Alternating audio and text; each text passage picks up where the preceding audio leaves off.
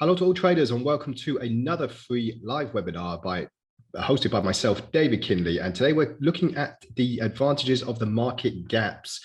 Now, I've had a lot of requests about market gaps and how they can be advantageous, but also they can be very scary as well, depending on how they are traded and how we are going to look into them at the moment. So firstly, I just want to go through a brief introduction, not too much of not too much in the way of jargon and messages at the moment, because we want to get into what is causing market gaps, how often they can occur, and how we can trade them and be very advantageous upon them. So when can gaps occur? So obviously high impact fundamental news events, we get these on a daily basis, be it the NFP, be it something even more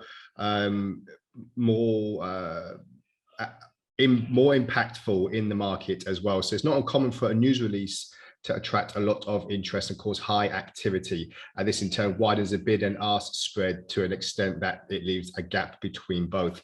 Also over the weekend and rollover periods as well. So what are weekend and rollover periods? Well, let's just take a look on the MT4 platform as well. And we're just looking at the moment. So let's just go back to the euro dollar, very popular trading pair. And this is, let's just have a quick look now.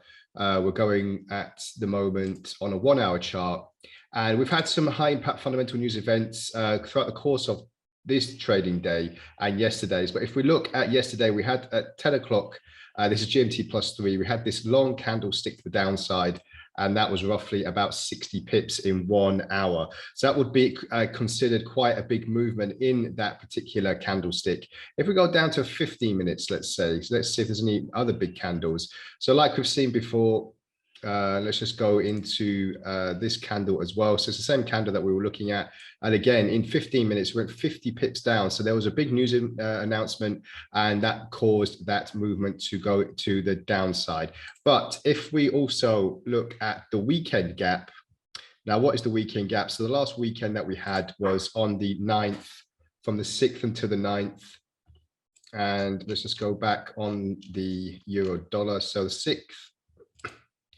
And we're going to go to the 9th. So here we had the weekend gap, roughly about here. So at this particular period here, because it was quite, a normal weekend, there wasn't any gaps in the market. However, it's not uncommon for a weekend to close at one particular price, let's say roughly about here, and then open at another price, which is roughly about down here. So we're looking roughly about a gap of, let's say 30 to 40 pips. It's not considered abnormal if we've seen those kind of gaps in the markets, and they can actually be advantageous or disadvantageous depending on what way we are trading. So major price gaps are expected to happen between the close price of an asset on Friday and its open price on Monday morning.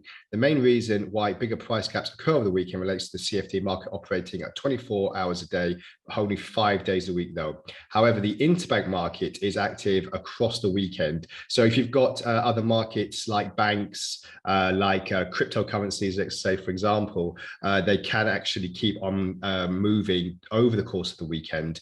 However, the CFD market does not. That's why we see sometimes some big gaps over the weekend. And thin liquidity in the market. So bid and ask prices widen when there are not many buyers or sellers in the market. And this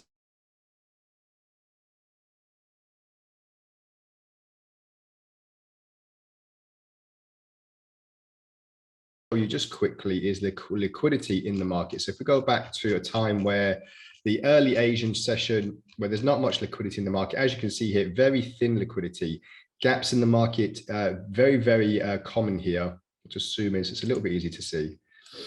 Gaps in the market, very, very common here. And as you can see here, we are looking at these big, well, not big, but common gaps, which we'll get into shortly. But these gaps can be traded on, but they are very common at this time of the trading day. So this is the early Asian session. As you can see at the bottom of the screen, we've got 1 o'clock in the morning, 2 o'clock in the morning. But as we get into the daily trade, the gaps become less common. And as you can see here, there's more and more, because there's more liquidity, there's more people, more buyers and sellers in the market. And in turn, we are seeing a lot more thicker candles, full-bodied candles, And we still see some slight gaps though, as you can see here and in other places, but the majority of the time we are seeing these full-bodied candles where one candle ends, one will open, again, one will end, one will open, and the story goes, as you can see here. So these are things to look out for as well. So can gaps be useful? Well, pending orders are largely affected by price gapping. So as the trade could sometimes be closed out at a level that is different from the pending price. So setting a stop loss, for example, does not necessarily mean that the price of the said pending order will be achieved. So what does that mean exactly? Well, I've just done a brief diagram here. So we've got a few candles doing some fluctuations. And then we've got a gap in the market here outlined by the dotted lines. We've put a stop loss in the middle of these prices in the hope that if the market moves down on our buy position, the stop loss will open and then the market will close our trade. However, on this particular instance, the next available price in the market was actually down here, the next dotted line. So as you can see here, from here to here, there was no pricing in the market. And what does that mean? Well, if you have a stop loss or take profit or any pending order in this region here, it means that the price will not be actually closed or open because there's no price available.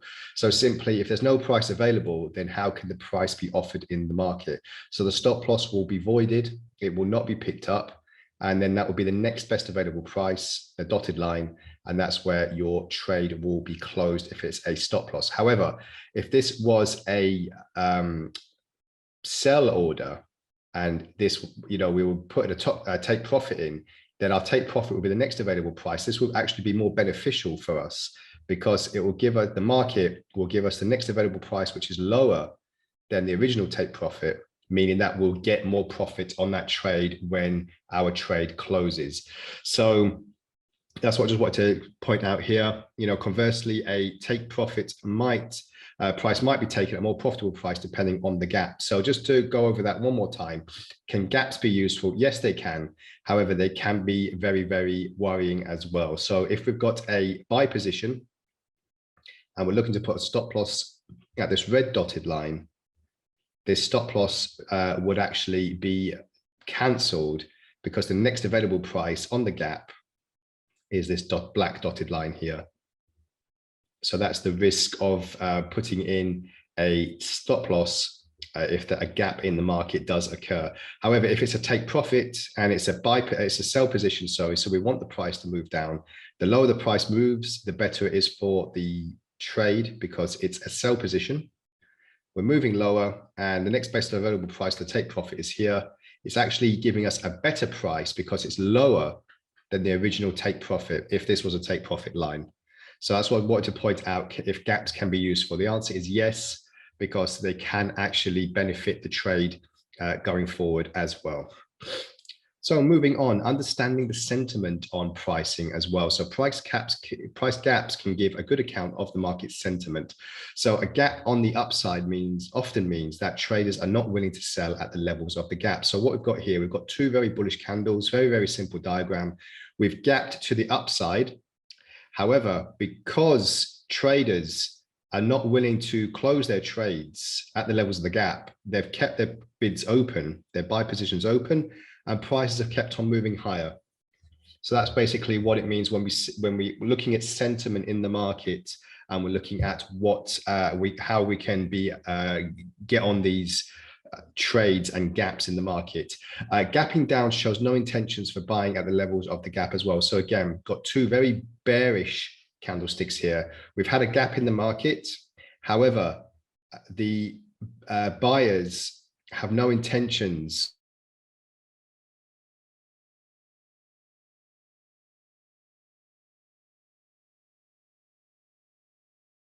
momentum or the trend to the downside. And that's why we've seen two very bearish candlesticks here as well.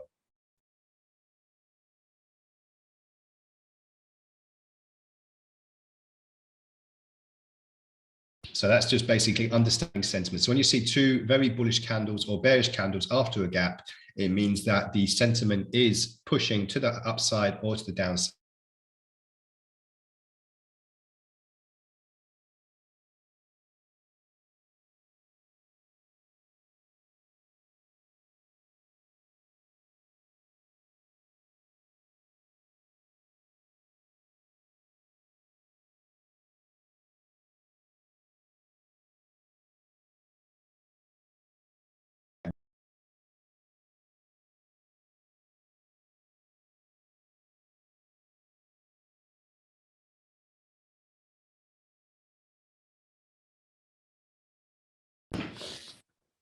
Okay, so to look into these a little bit closer now, we've got breakaway gaps. So I've just tried to keep this as clear and concise as I can, so it's not too confusing. So this is basically when market is in a bit of a consolidation, then we've seen a gap to the upside or downside, depending on what way the trend is going. And the whole point of the breakaway word is meaning that we've had the gap and prices have continued to move in that same direction. So it occurs after a period of consolidation when the volume is low. So during this period of consolidation, if we've got a volume indicator, the volume indicator would be very, very flat. However, during a breakout, the volume has been known to spike. Well, start spiking basically. Major fundamental events drive the formation of most breakaway gaps. This gap can take time to develop. It usually hangs on to fundamental events or a shift in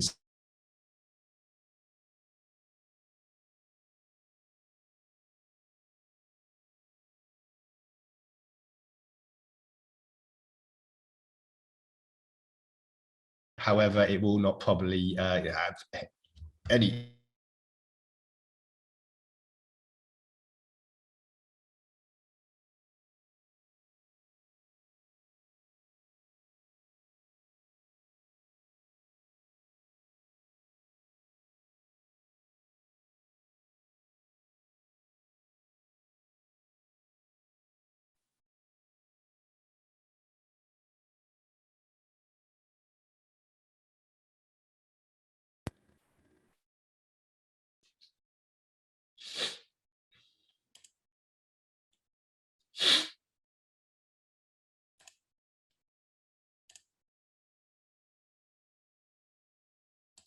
So sorry about that. Just had a small internet connection problem, but it's well back online now. So just to quickly, if you missed the breakaway gap, so basically just a quick recap that there will be a consolidation with low volume. However, when the gap does occur, we'll see high volume, and the gap will probably not retrace that much more before it continues on its way to the upside or downside. So this is what a breakaway gap consists of.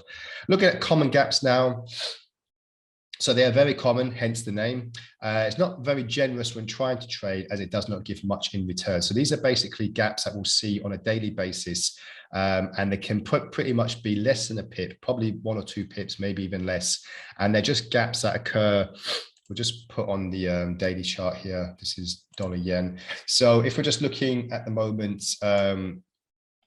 let's just this is not a bad example here. We've got a bit of a gap. Okay, there's a wick here. However, the body gap is a little bit short here as well. These are just common gaps that we see on a daily basis. That's 5 points. That's not even a pip. Again, so these are very common gaps that are not very easily tradable neither. Generally, there's no breakout from the trading range during common gaps neither. They're known to occur on a more frequent basis due to normal trading activity. Traders refer to these as filled gaps. This is because the gap quickly reverts back to where it initially started, where the gap has been considered filled.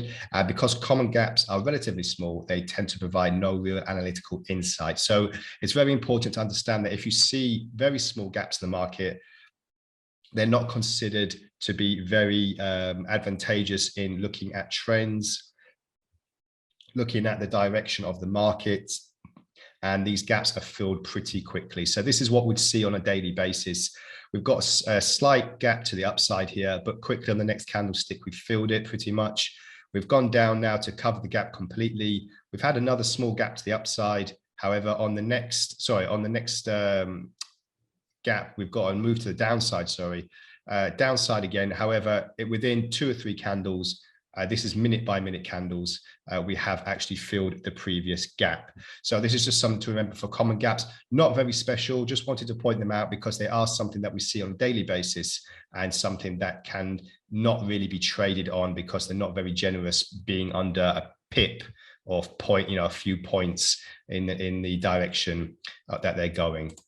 So runaway gaps next. So these occur in an already existing trend and suggest its continuation. So what we've got here, we've got a trend to the upside, we've got a gap, and then the trend has continued. So it's basically following the route of the trend And in the meantime, there is a gap in the market as well, just giving us a bit of a significance and a more positivity that the gap, so the trend will continue.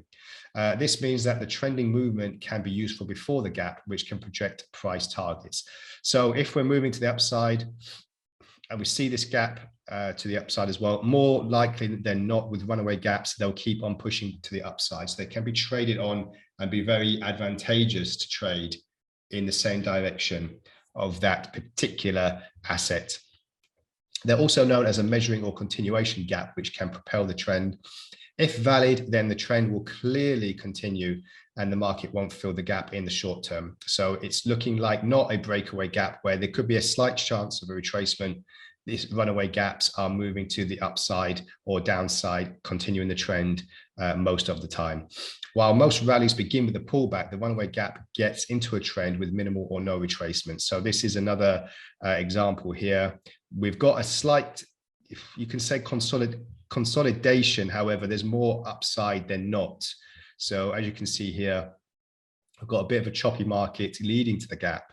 However, when the gap does occur, it's just straight on to the upside. We might have a few bearish candles along the way, but the majority of the movement to the upside is going to be very, very bullish or bearish, depending on what the trend is going towards.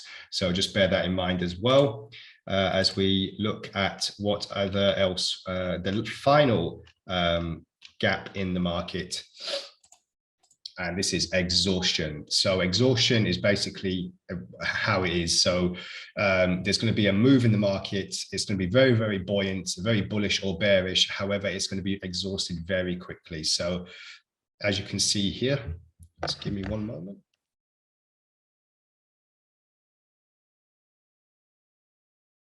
So these materialize like most gaps when the price shoots up or down at the end of a trend with high volume. So generally occurs in a state of panic in the market. Buyers will enter the market when the trend is high, with sentiment shifting, resulting in a sell-off. So let's just take a quick look here at what we've seen. So there's a move in the market. We've seen a gap and another panic in the market to the upside. Very, very bullish. However, exhaustion has come in. Clarity has prevailed and traders are thinking, okay, yes, we've had enough of this bull rally or whatever you want to call it. And then the exhaustion has cut in and now we are moving to the downside and the gap has pretty much been reversed. So a significant entry point as well would be the extreme low of the trend for a bullish reversal, whereas a bearish reversal would be the opposite. So the extreme low of the trend. So we're just looking at the moment, and obviously for the opposite side, therefore, a bearish reversal as well. So if we're looking at the exhausted level, we'd be looking up here to see when prices will start to become exhausted. Once we see these red candlesticks to the downside, we can probably hazard a good guess that the gap will probably start being covered completely and moving to the downside as well. So we're going to start looking at putting our sell positions in if it is like this on the map, so on the chart, for a bullish exhaustive move. And then we'll start looking to the upside as well. So how to trade the gaps? Well, let's just take a quick look at how we can look into getting some profits from gaps. So breakaways usually form during high impact news events most of the time. Common gaps, because common gaps are relatively small, they tend to provide no real analytical insight. For a bullish runaway gap, a stop loss just below the formation of the gap is common when executing a trade. On the other hand, a bearish gap should eye a stop loss just above the gap. So this is just as the gap is forming on a runaway. And then we've got exhaustive gaps as well. The market moves at such a force is considered unhealthy, as it will signify exhaustion after a strong retracement after the rally. So therefore, it's a great basis for trading a reversal. So I just want to quickly open up my MT4 platform here that I've got with Orbex. So at the moment, I just want to take you through a few gaps that we've seen in the last few months on Facebook, for example, when it missed it's one of its biggest ever subscriber growth expectations. We saw a huge gap in the market to the downside. And what this means is now prices have not even bothered to retrace, not even close. So that means that it's not a breakaway gap, because there could be, this is usually due to fundamental impact news events. It looks more like a runaway gap because we've had, it could be a breakaway gap, but depending on the retracement here. But as you can see here, this would be considered a runaway or breakaway because we've had the break due to the fundamental news event, which is the subscriber growth. And then there is no chance at the moment of a move back to the upside. So at the moment, we're just looking possibly a breakaway or runaway gap because it has kept moving to the downside. So this is how we can trade this particular move in the market. So we've seen the break and the gap. Prices have started moving to the downside. We haven't had the move and the break back up yet. Prices are pretty stagnant here. Reached a recent top, and now another move to the downside. So this is basically, it's not a common gap because it's too big, and it's not an exhaustion gap because if it was exhaustive, then it would have covered the gap by now very quickly. So it's usually it's most probably a breakaway gap or a runaway gap because the runaway has kept on running. If we look on Netflix as well, Netflix, you probably would have heard that they missed their subscriber growth as well in their last earnings season report, which wasn't so long ago. Excuse me. And now we're seeing the potential of another runaway gap or breakaway gap, a little bit like Facebook. So we've had the gap and there's no chance of being exhaustive because we've kept on moving to the downside. And in doing so, this runaway gap has kept on running. So there's no chance at the moment that we will recover. So this is just examples that I want to show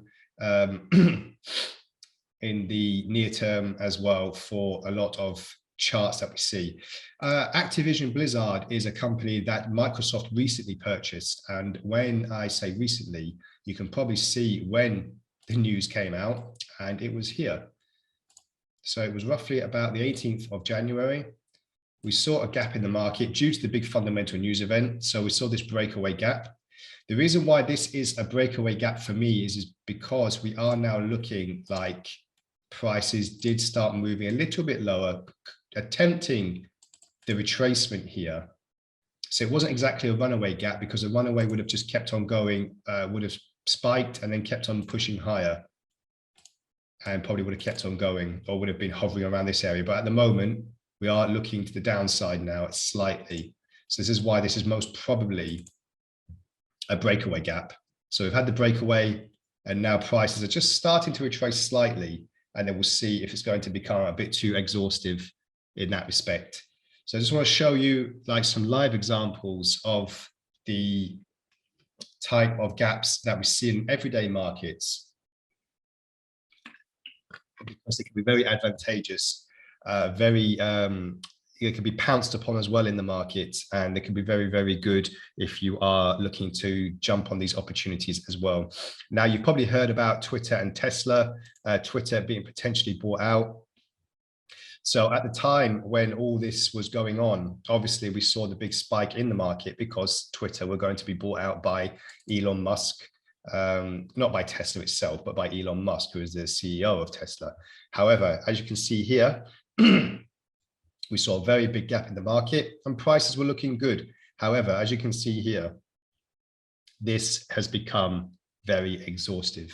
So a very good example here that prices have pretty much gone lower and we have now filled the gap pretty much. So if we go down to the last, I'll just zoom that in for you so it's easy to see. So we just zoom in. This candlestick here was the last one before the big move to the upside. And as you can see here, it's pretty much done 100% reversal from the time that the news was announced, which was on the 1st of April. So a very good example of an exhaustive gap.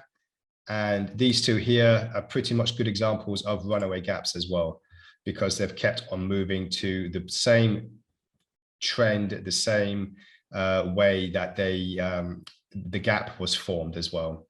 Same as Activision Blizzard as well. It is looking like it's going to be a slight runaway in the beginning, however, coming down to a breakaway gap now. So I hope that was informative. So it's always a bit easier when we see some live breaks in the market. So just a few other things I want to go through before we come to the end of the presentation. So fading the gap. So generally, when the gap is filled within the same trading session that it occurs, this is what is known as fading. So once a swing high or low has been established, gaps are faded in the opposite direction. Filling the gap pretty much means that the price moves back to its initial level before the occurrence of the gap. And fading a gap leads to investors taking an adverse approach when trading. So example, if there's a bullish gap, a short position will be open. So this is very common when we've got a big event like the NFP. We'll probably see a huge spike in the first few seconds of the market. And then within the next few minutes, we'll see the fade of the gap, which will be a move to the downside. So let's just have a quick look on our MT4 platform. Let's go back to the last NFP, which was on the 6th of May, if I'm not mistaken.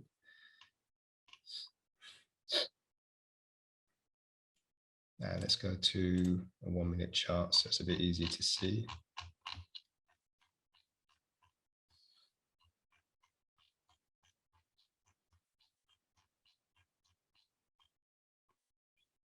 So perfect example here. So this is when the NFP was announced at 3:30 GMT plus 3, which is 12:30 GMT and 9:30 in America in the morning. So we've had this big spike up in the market of 25 pips. And then in the next minute, literally, we've had that 25 pip move to the downside pretty much erase the move to the upside.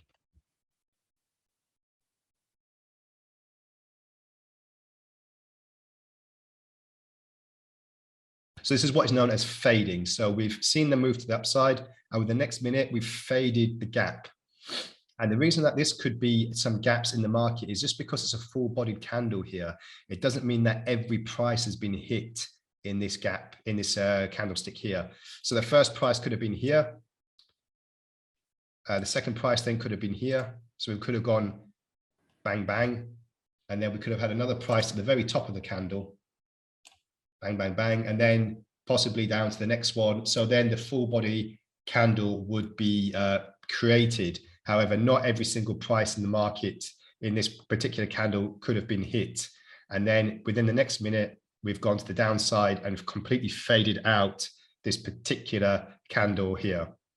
So this is the art and the science, you could say, of fading a gap. And just lastly, closing the gap. So I hope you've enjoyed the presentation. Just want to take you through the last slide now and answer any questions. I did forget to mention that I do, because of the live webinar, I can take questions at any time. So feel free to ask me anything. So the most difficult part of trading gaps successfully is determining which ones will follow the continuation of the trend and those that won't. The type of gap that is trading is as important as how it's been entered, something to consider when looking out for reversal signs. The basic concept of gaps that are filled requires some type of reversal signal, such as trading a mean reversion or on a Bollinger Band. The entry of the trade entry is only part of the process. Risk management and stop loss is vital. A word of caution will be to keep an eye on the volume as well. This because high volumes should be present in breakaway gaps, while low volumes often occur in exhaustive gaps as well. So just a quick recap then on the gaps that we've talked about today. So we've got a breakaway, runaway, common, and exhaustive gaps as well. So just let's go through these really quickly, just so we're not getting lost with anything. So breakaway gaps, these often occur after a period of consolidation when the volume is low. However, during the actual breakout itself, volume will start picking up higher. Major fundamental news events usually drive the formation for breakaway gaps, and these gaps can take some time to develop. And any retracements should only partially fill the relative gap. So let's just take a look on what gap we found.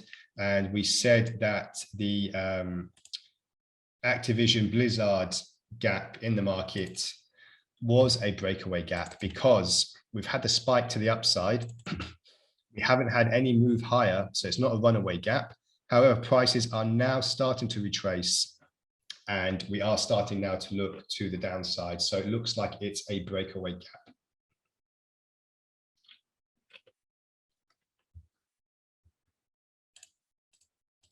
And common gaps. Common gaps aren't really much to talk about. I just wanted to highlight them because they are gaps that we see on a daily basis. So it's gaps that are not going to really give us anything to sink our teeth into when trading.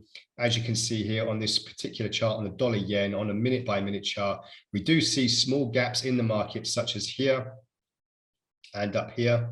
However, they're not really something to trade upon because they won't really be very advantageous. That's not even a pip. And obviously, you know, you can't really trade. You're not really going to be too successful trading less than a pip at a time.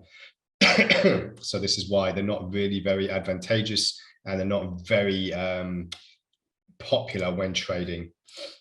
Runaway gaps. So this basically, they occur in already existing trends. We have the gap, and then the trend actually starts moving higher. It's also known as a measuring or continuation gap, which can actually boost the trend. If valid, then the trend will clearly continue and the market won't fill the gap in the short term. And while most rallies begin with a pullback, the runaway gap gets into a trend with minimal or no retracement. So as we can see here on Netflix, we'll just zoom that in a bit so it's a bit easy to see. As you can see here, there is no, we've had their high impact news event, which is that Netflix missed its subscriber growth. Now we are moving to the downside. And as you can see here, we are looking now that prices will not recover. So the runaway is complete. Same as Facebook.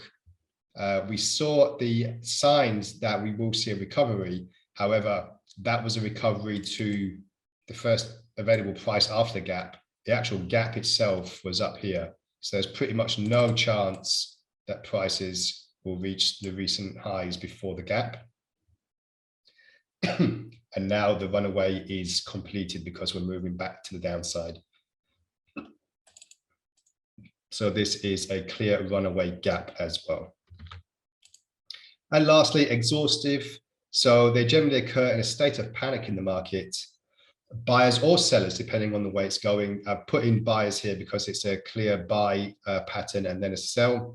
They will enter the market when the trend is high, with sentiment shifting, resulting in a sell-off. So when the trend is high, sentiment will shift, and then the sell-off will begin. And a good entry point would be at the low before the gap, or if you have seen the tip of the iceberg here, a sell position will be very advantageous as we see these candles go to the downside. And again, if we look on our Twitter, very, very good example here of it being exhaustive. Just move some of these lines, it's easy to see. So we've got the gap in the market here, but as you can see here, it was a potential runaway. We've had a bit of a choppy market, but now prices are moving to the downside, and we are now looking likely that it is a exhaustive gap, and we will see more prices lower to the downside. So just watch out for Twitter as well for any gaps. So thank you very much. That's all from today's webinar. I'll stay online for a while longer just to answer any questions you may have. Thank you for joining me. It was a little bit postponed this week. It was supposed to be on Monday, but thank you for joining me today. And my next webinar will be the following Monday. So that will be on the 23rd of this month. And then we're going to be looking into other ways of trading candlesticks. So different candlestick patterns, such as really strange names. You've probably heard of them: abandoned baby, dead cat bounce, hummingbirds, dojis, hanging man, hammer. We're looking at all these different types of candlestick patterns to see how they can be advantageous to trade, just what do they mean, and the history of candlesticks as well. So as I said, not too much of a boredom getting into the getting into too much jargon and technical lingo of what candlesticks are. I want to go straight onto live examples on the MT4 platform, and obviously the live diagrams that I like to show and create myself and explain them one-to-one. So once again, thank you very much for joining me, and I'll catch you at the next webinar. As I said, I'll be around to answer any questions you may have, and I'll see you again soon. Bye for now.